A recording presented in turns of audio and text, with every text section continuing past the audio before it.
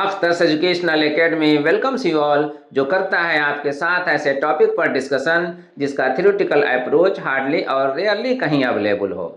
आज के video class में हम जिस टॉपिक पर डिस्कशन करेंगे वो टॉपिक बेस्ड है बायो-सावर्ट लॉ पर। इनफैक्ट बायो-सावर्ट लॉ को हम यूज़ करते हैं किसी भी करंट कैरिंग कंडक्टर की वजह से कहीं पर कितना मैग्नेटिक फील्ड हो सकता है उसके लिए एक्सप्रेशन को डिराइव करने में। यानी किसी धारावाही चालक के कारण किसी भी जगह पर कितना चुंबकीय क्षेत्र उत्पन्न हो सकता है उसको व्यक्त करने वाला जो व्यंजक होता है उसको प्राप्त करने के लिए हम बायो-सावर्ट के नियम को उपयोग करते हैं। इस सीरीज में हम आज जिस कंडक्टर को टेकअप करने वाले हैं वो कंडक्टर एप्लीकेशन नंबर 2 में यहाँ पर हम दे रहे हैं expression of B field at the centre due to a current carrying circular conductor, यानी किसी वृत्ताकार धारावाही चालक के कारण उसके केंद्र पर बी क्षेत्र का व्यंजक। तो जो शेप है हमारे पास करंट ले जाने वाले कंडक्टर का वो शेप है सर्कुलर यानी वृत्ताकार। इसके लिए हम हेल्प लेंगे इस डायग्राम का। ये डायग्राम जो सर्कुलर शेप में दिख रहा है, थोड़ी देर के लिए हम इसे एज्यूम करेंगे सर्कुलर करंट कैरिंग कंडक्टर। जो करंट इस कंडक्टर से पास करने वाला है या कर रहा है वो करंट है I। स्ट्रेंथ में इसका वैल्यू I है। तो अब इसकी वजह से, इस पूरे कंडक्टर की वजह से इसके सेंटर पर कितना मैग्नेटिक फील्ड हो सकता है, कितना चुंबकीय क्षेत्र हो सकता है, उसी के लिए हम व्यंजक प्राप्त करेंगे, उसी के लिए हम एक्सप्रेशन को डिराइव करेंगे। इसके लिए सबसे पहले इस कंडक्टर को हम बहुत सारे स्मॉल डिविजन्स में डिवाइड कर लेते हैं। कितना स्मॉल डिवीजन? जितना हम एज्यूम कर सकते हैं, उसकी कल्पना कर सकते हैं। और फिर उसमें से एक डिवीजन को हम लेते हैं। उस एक डिवीजन से जब ये करंट I पास करेगा तो करंट और उस डिवीजन का लेंथ का प्रोडक्ट करंट एलिमेंट को डिफाइन करेगा, धारा अवयव को परिभाषित करेगा। तो उस करंट एलिमेंट की वजह से पहले हम पता करेंगे कि इस सेंटर पर कितना मैग्नेटिक फील्ड हो रहा है। तो पहले हम एक डिवीजन लेते हैं और उसके लिए हम इस डिवीजन को हम ले रहे हैं। मान लीजिए हमने इस डिवीजन को लिया। इस डिवीजन का जो मिड पॉइंट हुआ ये, यहाँ पर एक टेंजेंट ड्रा किया। ये टेंजेंट, यही टेंजेंट यहाँ पर इस करंट एलिमेंट को डायरेक्शन को शो करेगा। चूंकि पूरा कंडक्टर एक सर्कुलर शेप का है, स्ट्रेट है नहीं, इसलिए इस करंट एलिमेंट का एक डायरेक्शन को डिसाइड करने के लिए यहाँ पर एक टेंजेंट ड्रा कर देते हैं, राइट। अब इस करंट एलिमेंट का लेंथ जो हम ले रहे हैं यहाँ पर डेल्टा एल ले रहे हैं और इसी डेल्टा एल को मल्टीप्लाई कर रहे हैं ये जो करंट इस पूरे कंडक्टर से पास कर रहा है उससे। तो ये I इंटू डेल्टा एल ये करंट एलिमेंट हो गया, धारा अवयव हो गया। अब इस करंट एलिमेंट की वजह से इस पॉइंट O पर, सेंटर पर कितना मैग्नेटिक फील्ड हो सकता है इसका आइडिया हमें बायो-सावर्ट लॉ देता है। बायो-सावर्ट लॉ हमें बताता है कि जो भी मैग्नेटिक फील्ड हो सकता है current element I delta L के कारण किसी पॉइंट पर, वो इतना ही से दिया जाएगा। अब इस एक्सप्रेशन में यहाँ थीटा है, यहाँ R है और ये current element I into delta L current element है। तो ये तीनों हम यहाँ पर देखेंगे कि इस डायग्राम में कहाँ पर है। I डेल्टा एल तो हम लोग पहले ही देख चुके हैं, ये करंट एलिमेंट है। पॉइंट O जहाँ पर हमें मैग्नेटिक फील्ड चाहिए वो है, तो यहाँ से करंट एलिमेंट का जो डिस्टेंस है यही R है, जो यहाँ पर ये R लिया जा रहा है। चूंकि यह R इस कंडक्टर का रेडियस है तो हम उस R को रिप्लेस करेंगे इस R से, राइट। अब रही बात इस थीटा की, ये थीटा कहाँ है? तो थीटा को हम समझने के लिए जो ये हम करंट एलिमेंट ले रहे हैं, ये करंट एलिमेंट का डायरेक्शन डाउनवर्ड है, यहाँ पर देख रहे हैं। तो इस करंट एलिमेंट से यहाँ से जो ये लाइन देख रहे हैं, यहाँ से यहाँ तक मिलाने वाला लाइन, इसका डायरेक्शन होगा इस तरफ लेफ्ट साइड में, ठीक है। तो ये डायरेक्शन हो गया इस पॉइंट का, इस करंट एलिमेंट से। तो डायरेक्शन ये हो गया डिस्टेंस R का और करंट एलिमेंट का डायरेक्शन ये हो गया डाउनवर्ड। अब थीटा कहाँ है? तो थीटा जो लिया जाता है करंट एलिमेंट और डिस्टेंस R दोनों के बीच का एंगल लिया जाता है। ओब्वियसली यहाँ पर जो ये डायरेक्शन है करंट एलिमेंट का ये टेंजेंशियल है और हर टेंजेंट बाय ज्योमेट्री हम जानते हैं कि रेडियस पर वो परपेंडिकुलर होता है, इसलिए टेंजेंट और रेडियस के बीच का एंगल कितना होगा? 90 डिग्री। तो यहाँ पर जो एंगल बन सकता है ये 90 डिग्री बनेगा। तो थीटा इक्वल टू 90 डिग्री। अब इस थीटा का वैल्यू जो 90 डिग्री है यहाँ पर से हम यहाँ इस एक्सप्रेशन में रखेंगे और साथ ही इस r को भी रिप्लेस करेंगे जो इस कंडक्टर का रेडियस है उससे। तो यहाँ पर ये r इक्वल टू r होगा। अब दोनों को यानी थीटा यहाँ पर 90 डिग्री लेने के बाद और इस r को इस r से रिप्लेस करने के बाद हम पाते हैं mu not by 4 pi times I delta L sine 90 degree by R square. यहाँ पर भी साइन 90 डिग्री का वैल्यू हम जानते हैं 1 होता है, तो इसका वैल्यू भी हम यहाँ पर 1 लेंगे और 1 लेकर के आई डेल्टा एल से मल्टीप्लाई करेंगे जो खुद प्रोडक्ट लाएगा कितना, I delta L. Delta B equal to mu not by 4 pi times I delta L by R square. तो ये मैग्नेटिक फील्ड हो गया जो डेवलप हो सकता है इस करंट एलिमेंट की वजह से इस पॉइंट O पर यानी सेंटर पर। तो ये तो मैग्नीट्यूड हो गया मैग्नेटिक फील्ड का। इस मैग्नेटिक फील्ड का यहाँ पर डायरेक्शन किधर होगा, अब हमें ये डिटरमाइन करना है, हमें इसको फिक्स करना है। इसके लिए हमारे पास दो रूल हैं, फर्स्ट क्रॉस प्रोडक्ट का रूल और सेकेंड मैक्सवेल का right hand thumb rule. 1 by 1 हम दोनों को यहाँ पर यूज करेंगे, लेकिन पहले हम टेकअप करते हैं क्रॉस प्रोडक्ट का रूल को। क्रॉस प्रोडक्ट के रूल से इसके डायरेक्शन को फिक्स करने के लिए हम जानते हैं बायो-सावर्ट लॉ में आई डेल्टा एल को यानी कि करंट एलिमेंट को आर की तरफ रोटेट करना पड़ता है। यहाँ पर जो करंट एलिमेंट है आई डेल्टा एल, इसको जब हम रोटेट करेंगे यहाँ से आर की तरफ, इस तरफ, यहाँ से रोटेट करते करते इस तरफ आइए, तो इस तरह का रोटेशन हमें इंडिकेट कर रहा है कि ये क्लॉकवाइज डायरेक्शन में रोटेशन हो रहा है, यानी घड़ी के सुई के चलने की दिशा में रोटेट हो रहा है, घूम रहा है। जब रोटेशन क्लॉकवाइज होता है तो मैग्नेटिक फील्ड का डायरेक्शन उस प्लेन के परपेंडिकुलर इनवर्ड होता है, अंदर की तरफ होता है, जिस प्लेन में दोनों वेक्टर करंट एलिमेंट और वेक्टर आर दोनों मौजूद हो। यहाँ पर जो दोनों वेक्टर को रख सकता है यानी current element I delta L को और जो आर है उसको, दोनों को रखने वाला जो प्लेन है यहाँ पर ये बोर्ड का प्लेन है। तो इस बोर्ड के प्लेन के परपेंडिकुलर इनवर्ड होगा यानी अंदर की तरफ होगा। ऐसे डायरेक्शन को शो करते हैं हम इन सर्किल क्रॉस के जरिए। इसलिए यहां पर जो मैग्नेटिक फील्ड का डायरेक्शन हो सकता है वो इन सर्किल क्रॉस से यहां पर दे दिया। तो अब ये मैग्नेटिक फील्ड का डायरेक्शन होगा यानी डेल्टा बी का। तो इस तरह से क्रॉस प्रोडक्ट का रूल को यूज करके हमने यहां पर मैग्नेटिक फील्ड के डायरेक्शन को इंश्योर कर लिया, डिटरमाइन कर लिया। अब हम आते हैं मैक्सवेल के राइट हैंड थंब रूल को यूज करते हुए इस डायरेक्शन को कंफर्म करने के लिए। मैक्सवेल के राइट हैंड थंब रूल को यूज करने के लिए हम करंट कैरिंग कंडक्टर को अपने राइट हैंड में होल्ड करते हैं, पकड़ते हैं। थोड़ी देर के लिए मान लेते हैं ये पेन ही है करंट कैरिंग कंडक्टर, तो इसको हम अपने राइट हैंड में इस तरह से होल्ड करते हैं, पकड़ते हैं। अब मैक्सवेल के राइट हैंड थंब रूल में थंब को हमें सेट करना पड़ता है कंडक्टर से पास करने वाले करंट के डायरेक्शन में। तो मान लीजिए कि इस कंडक्टर से जो पास कर रहा है करंट वो ऊपर की तरफ है, नींव के डायरेक्शन में ऊपर की तरफ है। तो थंब को इस डायरेक्शन में सेट कर लेने के बाद अब मैक्सवेल का राइट हैंड थंब रूल जो हमें सजेस्ट करता है मैग्नेटिक फील्ड के बारे में, उसमें यह है कि जो रिमेनिंग फिंगर्स हैं, रिमेनिंग फिंगर्स उन मैग्नेटिक फील्ड लाइंस को शो करते हैं, एग्जिबिट करते हैं जो मैग्नेटिक फील्ड बनता है इस कंडक्टर से पास करने वाले करंट की वजह से। क्लियर? तो अब इसी कॉन्सेप्ट को हम यहाँ पर अप्लाई करेंगे डायरेक्शन जो मैग्नेटिक फील्ड का हो रहा है उसको इंश्योर करने के लिए, और अगर हो चुका है यहाँ पर, चूंकि हो ही चुका है, तो इसको कंफर्म करने के लिए। अब इसके लिए जो यहाँ पर देख रहे हैं कि ये करंट कैरिंग कंडक्टर हमारे लिए कौन है, ये करंट एलिमेंट है, धारा अवयव है, तो इसका डायरेक्शन नीचे की तरफ है। तो इसके नीचे की तरफ डायरेक्शन को एडजस्ट करने के लिए हम यहाँ पर इसको ऐसे नीचे की तरफ लाएंगे। और लाने के बाद अब हम देखते हैं कि चूंकि इस करंट एलिमेंट से ये पॉइंट जो सेंटर है वो लेफ्ट साइड है, बाएं साइड में है, तो हम यहाँ पर भी पहले डिसाइड कर लें इस कंडक्टर के पॉइंट ऑफ व्यू से ये जो फिंगर्स है इसके भी दो पोर्शन हो रहे हैं।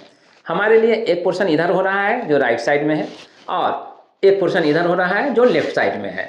तो ऐसे कर लेने के बाद अब ये जो हुआ इसको हम इस तरह से ला रहे हैं। तो अब देखते हैं कि ये पोर्शन अब आ रहा है लेफ्ट साइड में और इधर वाला पोर्शन जा रहा है राइट साइड में।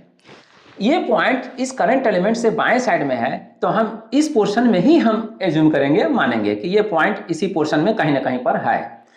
अब ये पोर्शन यहाँ पर लाने के बाद हम कह सकते हैं कि ये जो फिंगर्स है जो मुड़ता हुआ है ऐसे आ रहा है, ऐसे मुड़ता हुआ आ रहा है इस तरफ से। तो इस तरफ से मुड़ना यहाँ पर इंडिकेट कर रहा है कि मैग्नेटिक फील्ड जो जा रहा है पहले अंदर की तरफ जा रहा है, उसके बाद फिर निकलता हुआ बाहर की तरफ आ रहा है ना, उस साइड से।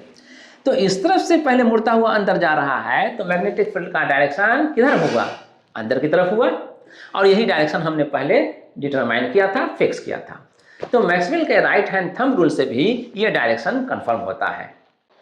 अब हम कह सकते हैं कि मैक्सवेल के राइट हैंड थंब रूल से और क्रॉस प्रोडक्ट के रूल से, दोनों से ही मैग्नेटिक फील्ड का डायरेक्शन जो यहाँ पर डिटरमाइन हो रहा है, इसमें जितने भी डिविजन्स हमने लिए हैं सभी के वजह से जो मैग्नेटिक फील्ड बनेगा उसका डायरेक्शन भी यही होगा। फॉर जस्टिफिकेशन हम एक करंट एलिमेंट को और लेते हैं, और वो करंट एलिमेंट हम यहाँ पर लेते हैं। यहाँ पर लेने पर हम देख रहे हैं कि ये करंट जो ऊपर की तरफ जाता हुआ दिख रहा है, अगर हम यहाँ टेंजेंट ड्रा करें तो ये ऊपर की तरफ होगा। ऊपर की तरफ जा रहा हुआ टेंजेंट करंट एलिमेंट का डायरेक्शन होगा। तो इस करंट एलिमेंट से ये पॉइंट अब किधर पड़ेगा, राइट साइड में। तो राइट साइड में पड़ेगा, तो अब राइट साइड में पड़ने की वजह से मैग्नेटिक फील्ड का डायरेक्शन किधर होगा, अब इसको देख लें। ये कंडक्टर जब हम इस तरह से ले जाएंगे ऊपर की तरफ दिखलाता हुआ, तो अब राइट साइड में पड़ने वाला पोर्शन ये है, ठीक है। तो ये पोर्शन है, तो अब ये क्या है, यहाँ पर देख रहे हैं कि ये जो फिंगर्स हैं जो मैग्नेटिक फील्ड लाइंस को शो कर रहे हैं, ये इस तरह से मुड़ता हुआ ऐसे आने को इंडिकेट कर रहा है। तो यहाँ पर इस तरह से मुड़ता हुआ आ रहा है, तो यही ने शो कर रहा है कि ये मुड़ने के लिए अंदर की तरफ पहले जा रहा है और फिर इधर से बाहर आ रहा है। तो पहले इधर जा रहा है, इसलिए ये पहले अंदर की तरफ जाएगा। तो यहाँ पर इसकी वजह से भी जो मैग्नेटिक फील्ड बनेगा उसका डायरेक्शन भी इनवर्ड होगा, अंदर की तरफ होगा। क्लियर हो गया। अब ये दोनों करंट एलिमेंट का एग्जाम्पल लेकर के जो हमने यहाँ पर मैग्नेटिक फील्ड के डायरेक्शन को कंफर्म किया, इंश्योर किया, इससे हम ये कंफर्मली कह सकते हैं कि इस पूरे कंडक्टर से जो करंट आई पास कर रहा है उसका जो भी मैग्नेटिक फील्ड यहाँ पर बनेगा उसका डायरेक्शन इसके प्लेन के परपेंडिकुलरली इनवर्ड होगा, अंदर की तरफ होगा। क्लियर। अब हम मैक्सवेल के राइट हैंड थंब रूल को अनदर वे में सोचते हैं और समझते हैं।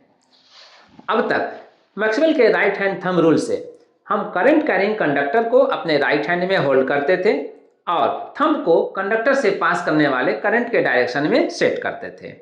फिर कहीं जाकर के रिमेनिंग फिंगर्स से मैग्नेटिक फील्ड लाइंस को हम शो करते थे। अब रिवर्स करते हैं, यानी कंडक्टर से पास करने वाले करंट के डायरेक्शन में इन फिंगर्स को ही सेट कर लें। तो फिर थंब किसको इंडिकेट करेगा, of course thumb magnetic field के डायरेक्शन को शो करेगा।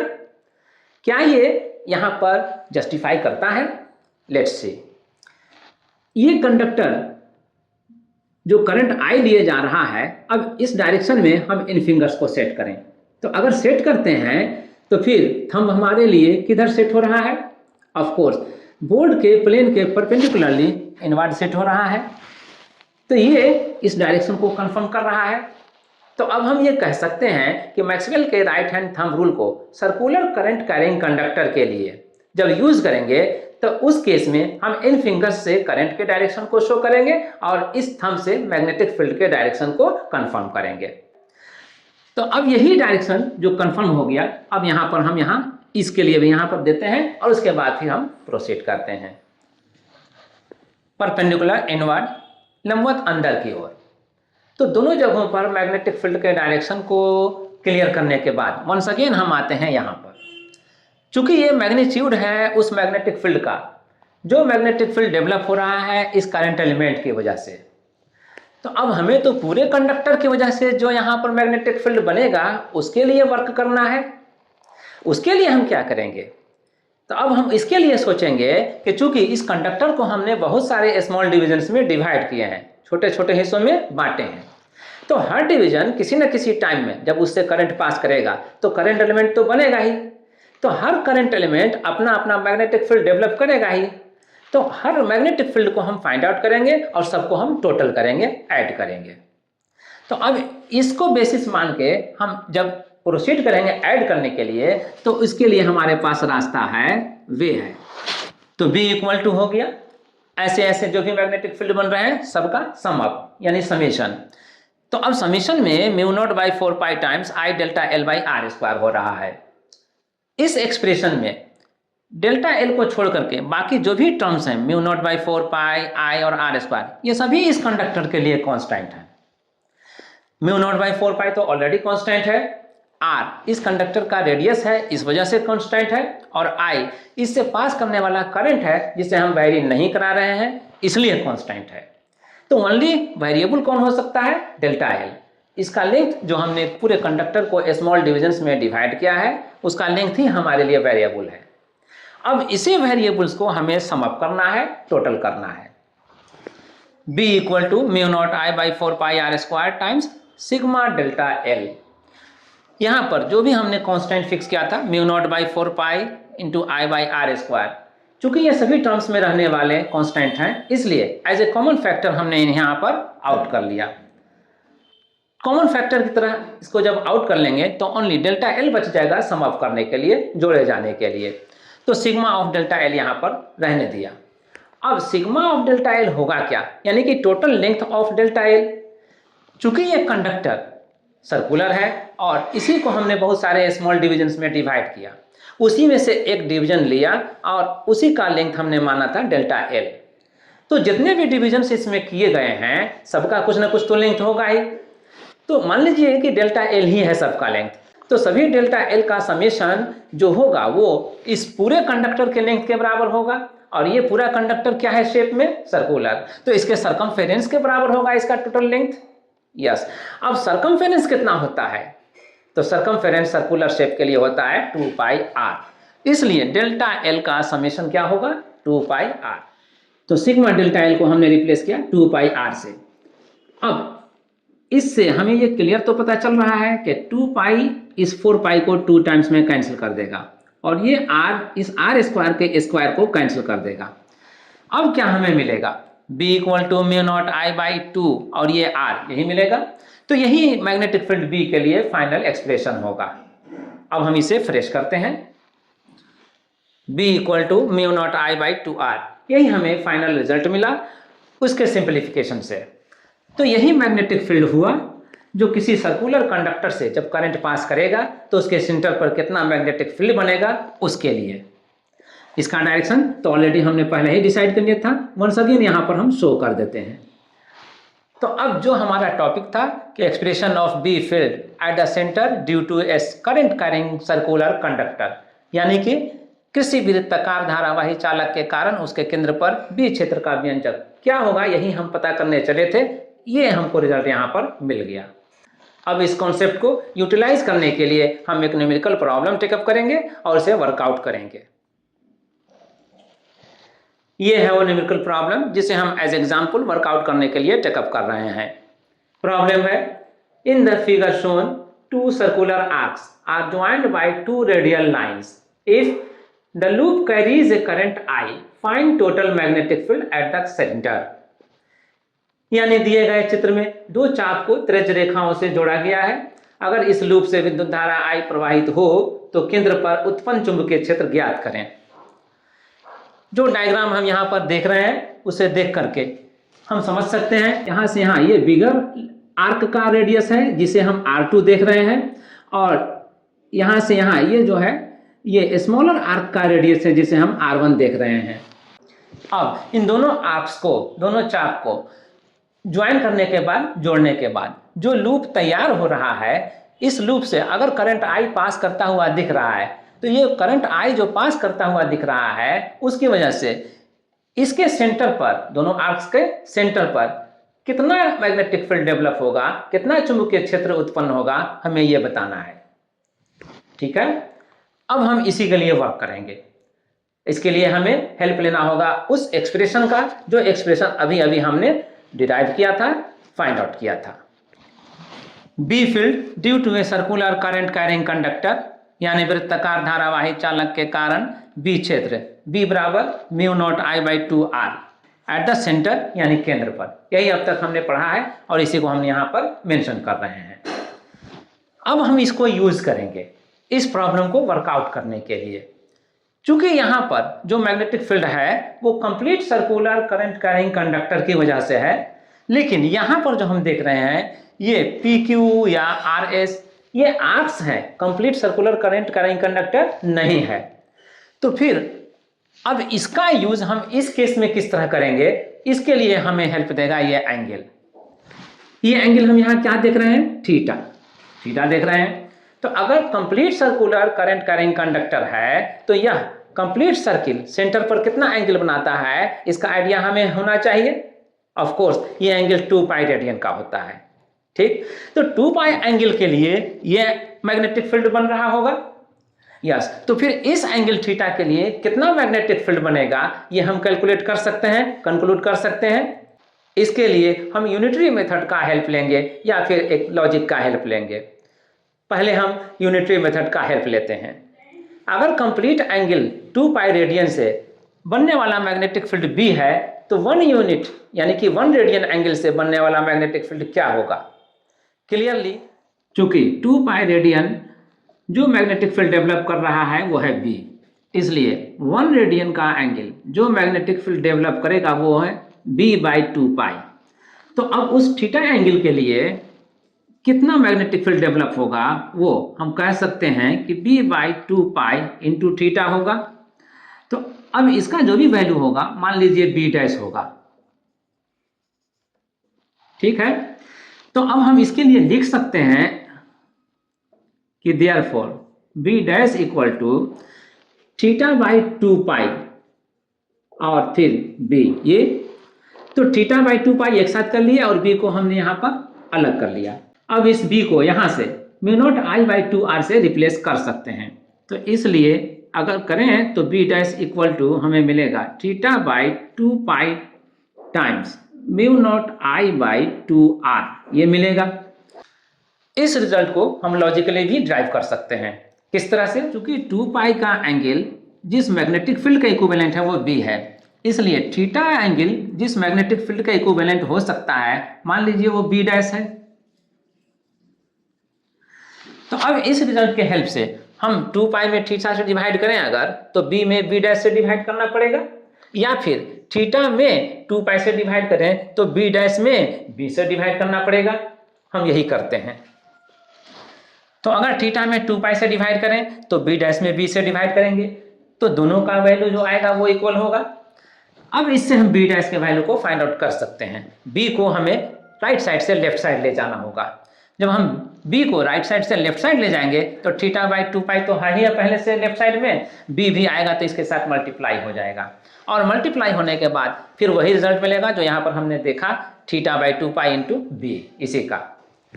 तो अब दोनों ही वे से हम ये कंफर्म हो गए। अब हम इस रिजल्ट का यूज करेंगे इस लूप से जो करंट पास कर रहा है I, उसकी वजह से सेंटर पर बनने वाले मैग्नेटिक फील्ड को फाइंड आउट करने में। Let's proceed. B field due to IRS, arc RS जो है उससे जो करंट पास कर रहा है I, उसकी वजह से सेंटर O पर कितना मैग्नेटिक फील्ड बन रहा है हम उसको यहाँ पर दे रहे हैं। इसके लिए हम इस रिजल्ट का हेल्प ले रहे हैं। यहाँ पर B' जो आ रहा है θ/2 पाई टाइम्स μ0I/2R, इसमें R को छोड़ के बाकी जो टर्म्स हैं वो यहाँ पर एज इट इज रखे गए हैं, सिर्फ इस R को हम चेंज कर रहे हैं। इस आर्क का जो रेडियस है यानी इस चाप की जो त्रिज्या है R1, हम यहाँ पर वही R1 ले रहे हैं। तो अब यहाँ पर जो रिजल्ट आएगा वो क्या आएगा, θ/2 पाई इंटू 2, 4 पाई कहना चाहिए हमें, तो 4 पाई लिख दिया। उसके बाद μ0I/R1 ये कहेंगे। अब ये जो आया मैग्नीट्यूड आया मैग्नेटिक फील्ड का, डायरेक्शन किधर होगा। डायरेक्शन के लिए लास्ट में जो मैक्सवेल के राइट हैंड थंब रूल को हमने एक्सप्लेन किया था उसको यहाँ पर इम्प्लीमेंट करते हैं। इस आर्क के डायरेक्शन में जो करंट जा रहा है उसके लिए हम इन फिंगर्स को अरेंज करते हैं। तो थंब जो होगा ये जो थंब है वो इंडिकेट कर रहा है बोर्ड के प्लेन के परपेंडिकुलरली बाहर आने को। तो मैग्नेटिक फील्ड जो यहाँ पर बनेगा वो बोर्ड के प्लेन के परपेंडिकुलरली आउटवर्ड होगा। तो इन सर्किल डॉट दे करके हम जो डायरेक्शन शो कर रहे हैं मैग्नेटिक फील्ड का वो बोर्ड के प्लेन के परपेंडिकुलर आउटवर्ड शो कर रहे हैं, यानी कि बाहर की ओर शो कर रहे हैं। इसी को यहाँ पर भी मेंशन कर दिया गया है। अब आते हैं जब इस आर्क से PQ आर्क से जो करंट I पास करेगा उसकी वजह से सेंटर पर कितना मैग्नेटिक फील्ड बनेगा उसको डिस्कस करने के लिए। मान लीजिए वो मैग्नेटिक फील्ड B2 है। तो जिस तरह से B1 इक्वल टू हम यहाँ पर शो कर रहे हैं theta by 4 pi into mu naught I by R1, तो B2 इक्वल टू भी हम एक्सप्रेस कर सकते हैं। हमें सिर्फ यहाँ जो R1 हम दे रहे हैं, इस आर्क RS का जो रेडियस R1 है वो दे रहे हैं, तो यहाँ पर जो आर्क होगा PQ, इसका रेडियस हमें देना पड़ेगा और रिमेनिंग सारे टर्म्स वही रहेंगे। उसी तरह से अगर हम B2 को एक्सप्रेस कर सकते हैं R1 को रिप्लेस करके R2 से, तो हमारे पास रिजल्ट होगा B2 equal to theta by 4 pi times mu not I by R2। अब इसका तो ये मैग्नीट्यूड हुआ, डायरेक्शन किधर होगा? डायरेक्शन के लिए यहाँ पर आते हैं। इस आर्क से जो करंट पास कर रहा है वो क्लॉकवाइज डायरेक्शन में हो रहा है। यहाँ एंटी क्लॉकवाइज हो रहा था, यहाँ क्लॉकवाइज हो रहा है। तो अब इन फिंगर्स को मैक्सवेल के राइट हैंड रूल को यूज करते हैं यहाँ पर भी। तो इन फिंगर्स को हम करंट ले जाने वाले डायरेक्शन में फिक्स करते हैं। तो जो थंब होता है वो थंब अब किस तरफ फिक्स हो रहा है? अब ये थंब, ये जो फिक्स हो रहा है वो बोर्ड के प्लेन के परपेंडिकुलरली इनवर्ड फिक्स हो रहा है। तो यहाँ पर इसका जो मैग्नेटिक फील्ड यहाँ सेंटर ओ पर बनेगा, उसके लिए ये थंब इंडिकेट कर रहा है कि मैग्नेटिक फील्ड का डायरेक्शन परपेंडिकुलरली इनवर्ड होगा। और इस डायरेक्शन को हम यहाँ पर शो करेंगे इन सर्किल क्रॉस साइन से, और इसे लिखेंगे। इस लूप में ये जो मेनली पार्ट्स थे, आर्क्स थे, चाप थे, लेकिन इनके अलावा अब कंडक्टर का ये भी एक हिस्सा है जो Q से R को हम मिला रहे हैं, रेडियली जो मिला रहे हैं, ये लाइन भी कंडक्टर का ही है। तो इसकी वजह से कितना मैग्नेटिक फील्ड O पर बनेगा उस पर भी हमें डिस्कस करना पड़ेगा। ठीक इसी तरह से यहाँ जो मिलाने वाला कंडक्टर है रेडियली ही है, तो इससे जो करंट पास करेगा I, तो वो भी यहाँ पर सेंटर पर कितना मैग्नेटिक फील्ड बनेगा, हमें उसके लिए भी डिस्कस करना होगा। पहले हम आते हैं इसके लिए। इस आर्क PQ से जब पास करता हुआ करंट I पॉइंट Q पर पहुंचेगा, तो इसके बाद वो यहाँ से QR के अलोंग आएगा। तो मान लीजिए ये I इसके अलोंग आ रहा है, QR के अलोंग, तो ये कंडक्टर QR रेडियस के अलोंग है। तो रेडियस के अलोंग होने की वजह से सेंटर पर कितना मैग्नेटिक फील्ड बनेगा, इसके लिए हमें यहाँ पर थीटा को सिलेक्ट करना पड़ेगा। थीटा कितना होगा यहाँ पर? थीटा, चूंकि ये करंट कैरिंग कंडक्टर और करंट कैरिंग कंडक्टर को पॉइंट O से मिलाने वाला लाइन दोनों एक ही डायरेक्शन में है, तो थीटा यहाँ पर 0 डिग्री होगा। अब 0 डिग्री की वजह से साइन 0 डिग्री 0 के बराबर होता है, तो मैग्नेटिक फील्ड कितना होगा? 0। तो इस वजह से इस करंट कैरिंग कंडक्टर की वजह से सेंटर O पर कोई भी मैग्नेटिक फील्ड नहीं बनेगा। ठीक यही आर्गुमेंट हम इस कंडक्टर के लिए भी लेंगे। जो करंट I आर्क RS से होते हुए S पर पहुंच रहा है, अब यहाँ के बाद वो SP कंडक्टर के अलोंग जाएगा। फर्क सिर्फ ये रहेगा कि अब ये जो कंडक्टर करंट ले जा रहा है SP, इसका डायरेक्शन और P से O को मिलाने वाला जो रेडियस है उसका डायरेक्शन अपोजिट हो रहा है। इस केस में एंगल कितना बनेगा? 180 डिग्री का। बट साइन 0 डिग्री हो या साइन 180 डिग्री हो, दोनों का वैल्यू 0 होता है। इसलिए ये जो करंट ले जा रहा है कंडक्टर, इसकी वजह से जो यहाँ पर मैग्नेटिक फील्ड बनेगा वो भी 0 होगा। तो अब रेडियली जो मिलाने वाला कंडक्टर है उसका मैग्नेटिक फील्ड सेंटर पर कुछ नहीं बनेगा। जो भी मैग्नेटिक फील्ड बनेगा वो सिर्फ ये जो आर्क है उसी का मैग्नेटिक फील्ड यहाँ पर बनेगा, और वो हम लोग यहाँ पर फाइंड आउट कर चुके हैं। एक B1 के नाम से theta by 4 pi times mu not I by R1, और दूसरा B2 के नाम से theta by 4 pi times mu not I R2। अब सवाल ये है कि टोटल मैग्नेटिक फील्ड यहाँ पर कितना बनेगा। टोटल मैग्नेटिक फील्ड को फाइंड आउट करने के लिए हम ऐड करेंगे, बट यहाँ पर जो डायरेक्शन देख रहे हैं मैग्नेटिक फील्ड का, यहाँ पर इन सर्किल क्रॉस करके शो कर रहे हैं और यहाँ पर इन सर्किल डॉट से शो कर रहे हैं। इसके माने दोनों डायरेक्शन अपोजिट है। इस केस में जिस मैग्नेटिक फील्ड का मैग्नीट्यूड ज्यादा होता है उसका हम पॉजिटिव डायरेक्शन लेकर के दूसरे मैग्नेटिक फील्ड को हम उसमें सब्ट्रैक्ट करते हैं। यहाँ पर B1 और B2 में देख रहे हैं कि R1 रेडियस है और R2 रेडियस है, बाकी टर्म्स तो सेम टू सेम है। तो R1 और R2 में इस डायग्राम के पॉइंट ऑफ व्यू से देखा जाए तो R1 रेडियस कम है और R2 रेडियस ज़्यादा है। ऑफ कोर्स R1 की वजह से ये B1 का वैल्यू जो होगा मैग्नीट्यूड वो ज़्यादा होगा और B2 का जो वैल्यू होगा मैग्नीट्यूड वो कम होगा। तो हम इसमें से इसको सब्ट्रैक्ट करेंगे और डायरेक्शन इसका वैलिड करेंगे। ठीक, तो net effect of magnetic field centre पर कुल कितना मैग्नेटिक फील्ड होगा ये हम फाइंड आउट कर रहे हैं B equal to B1 minus B2 से, और B1 का वैल्यू हम वहाँ से टेकअप कर रहे हैं और B2 का वैल्यू हम यहाँ से टेकअप कर रहे हैं।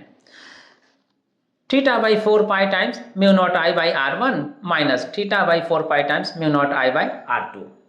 डायरेक्शन क्या होगा? डायरेक्शन तो ऑलरेडी हम पहले ही डिस्कस कर चुके हैं। जो मैग्नीट्यूड में ज़्यादा होता है डायरेक्शन उसी का वैलिड होता है, और मैग्नीट्यूड में B1 ज़्यादा है, और B1 का direction perpendicularly outward the plane of board है, तो यहाँ पर उसी का डायरेक्शन वैलिड होगा। तो हम यहाँ पर इन सर्किल डॉट से शो कर देते हैं। अब इसके बाद हम यहाँ से प्रोसीड करते हैं इसको फर्दर सिंप्लीफाई करने के लिए। सिंप्लीफाई करने के लिए जो यहाँ पर टर्म्स कॉमनली अवेलेबल हैं उसको कॉमन लेने के बाद अंडर ब्रैकेट जो रह गया वो फर्स्ट टर्म से क्या रह गया 1/R1 और सेकेंड टर्म से 1/R2, तो 1/R1 माइनस 1/R2 रह गया।